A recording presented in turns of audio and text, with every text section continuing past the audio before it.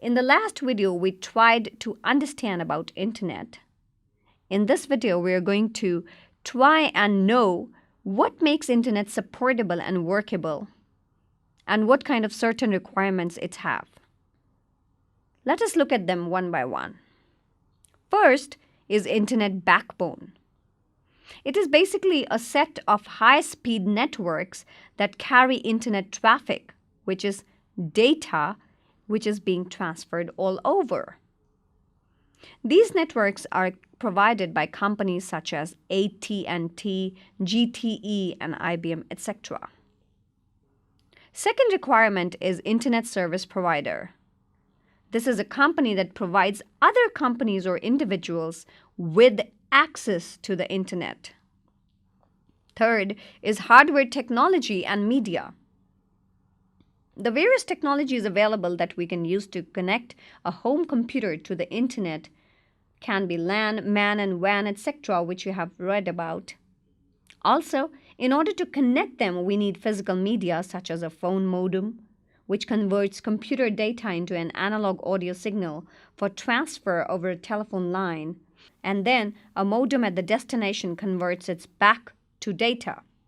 A digital subscriber line is also a physical media which uses copper phone lines to transfer digital data to and from the phone company's central office.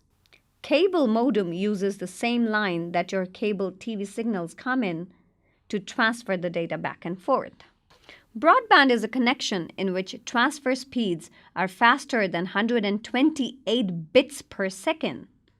DSL and cable modems are categories of broadband connections. The speeds for downloads, however, which means getting data from the server, which is the main computer, to your home computer, may not be same as uploading, which is sending the data from your home computer to the server. This is because server is busy and it becomes difficult to give or upload the data to the server when it is busy.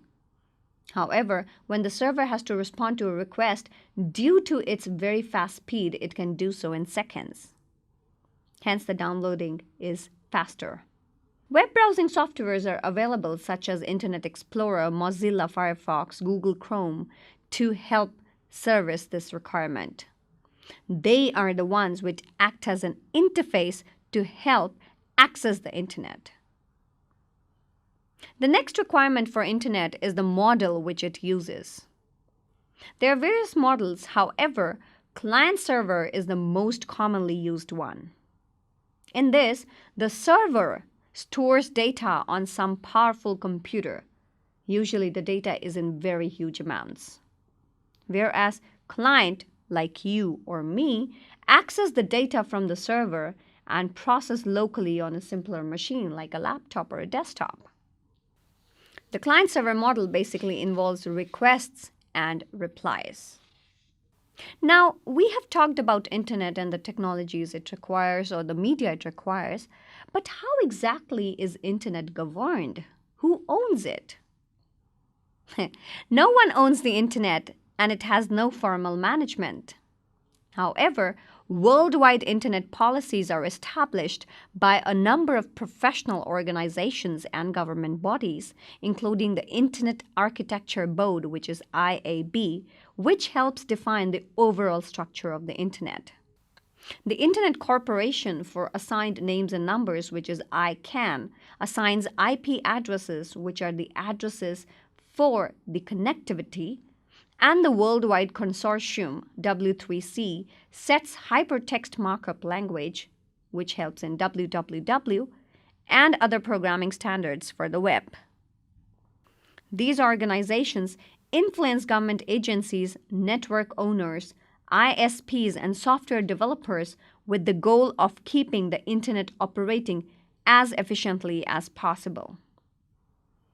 Although in the early years of the internet and the web, there was very little legislative or executive interference, this situation is changing as the internet plays a growing role in the distribution of information and knowledge, including content that some find objectionable.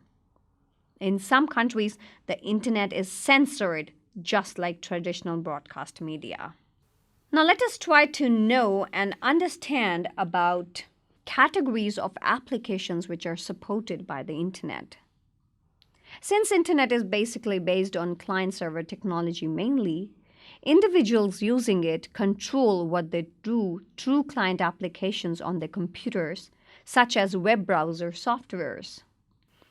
The data, which includes email messages and web pages, are stored on servers.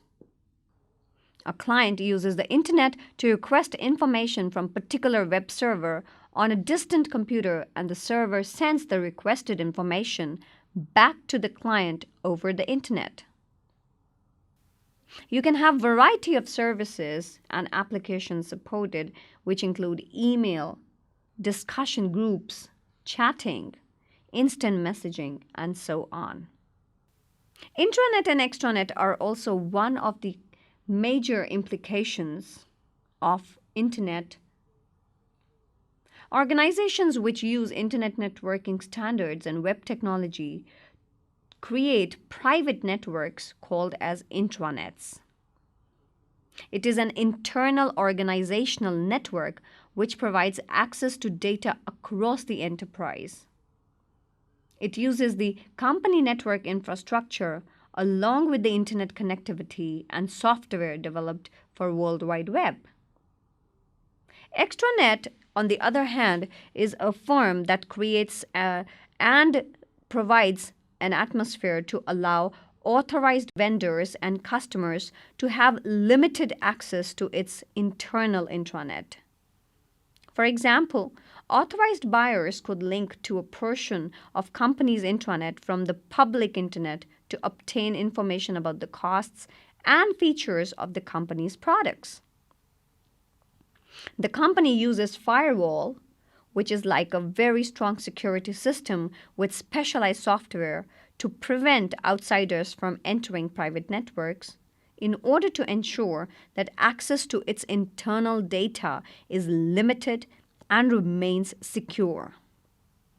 Firewalls help authenticate users to ensure that only authorized users access the site.